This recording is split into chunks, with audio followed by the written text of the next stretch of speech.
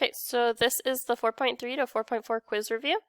Number 1 wants me to solve it numerically through a table. So what I'm going to go do is I am going to go pull up Desmos, and then I'm going to go type that in, just the left side of it. So it's x squared plus 6x minus 27. Then on Desmos, I want to click the little cogwheel, and I click the table option. And I want to see where it crosses the x-axis. Doesn't go far enough back.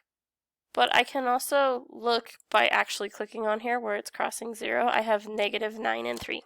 So my answers for number 1 are going to be x equals negative 9 and x equals 3.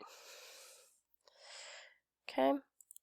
And let's go take a look at number 2. Number 2, I first want to isolate my, not isolate, I want to get everything on one side.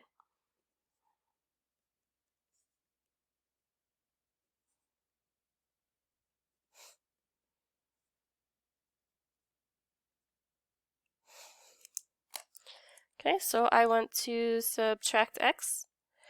I get x squared minus 3x minus 34 equals 20.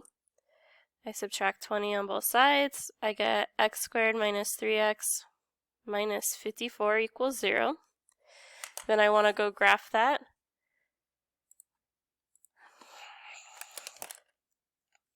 And I just want to point out, since you guys are doing this on Desmos, on the computer, I won't necessarily know which method you are using. So if if graphing is better than looking at the chart, you can use that. So over here I click, I have negative 6 and positive 9. So back over here, my answers are x equals negative 6 and x equals 9. Okay. Number 3 wants me to solve graphically, so I go back to Desmos.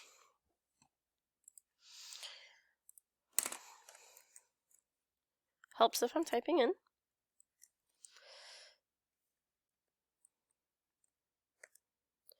Okay, then I click on the dots to see where it is crossing.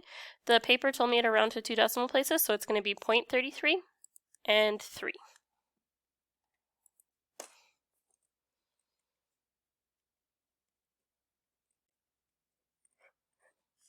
Okay, same thing on number 4. I want to get it equal to 0.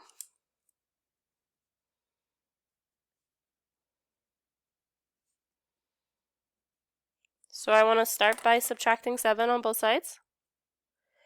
I have 2x squared minus 4x minus 4 equals 0. And then I'm going to go graph that on Desmos.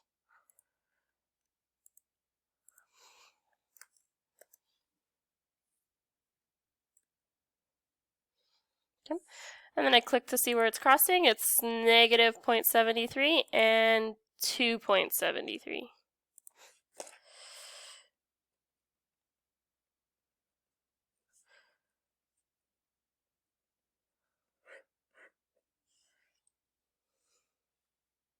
Okay.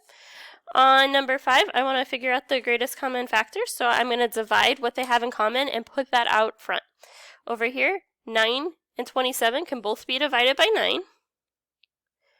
And then I look for my lowest exponent on the variable, it's x cubed, so that's what I also take out. 9 divided by 9 is 1. X to the 6th divided by x cubed, you subtract the exponents, so I get x cubed. Negative 27 divided by 9 is negative 3, and the x cubes cancel out. So this is my answer. Okay. On number 6, 8 and 4 are both divisible by 4. And my lowest exponent is an x squared. So I take out 4x squared.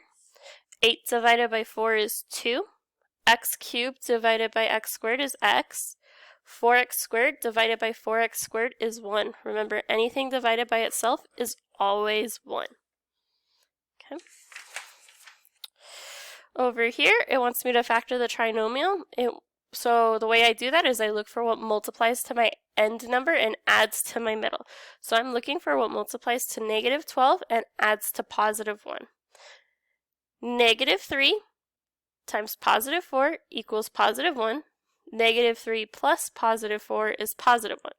So I have x plus 3, and x minus 4. That's my answer. Okay, over here I'm looking for what multiplies to a positive 10 and adds to a negative 7. Because this is positive, both of my numbers have to be negative. Okay, and then I'm looking for what multiplies to 10 and adds to 7. That's going to be 2 and 5. Okay, these want me to solve by factoring, but if there's a number out front, honestly, it's easiest if I go and graph this by Desmos. So I'm going to go... Ooh, 2x squared's already there. Minus 3x minus 20. Which is going to give me negative 2.5 and 4.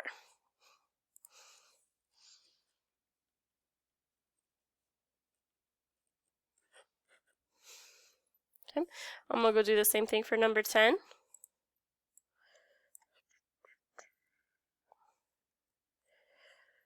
Which gives me negative 0.5 and 3.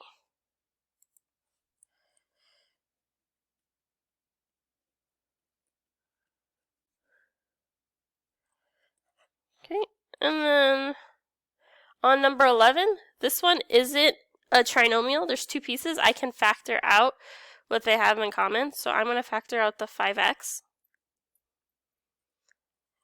I'm left with x for my first term, negative 3 for my second. Then what I want to do is take the pieces and set them equal to 0 by the zero product property. I solve the first one by dividing both sides by 5. I get x equals 0. I solve the second one by adding 3 on both sides. I get x equals 3.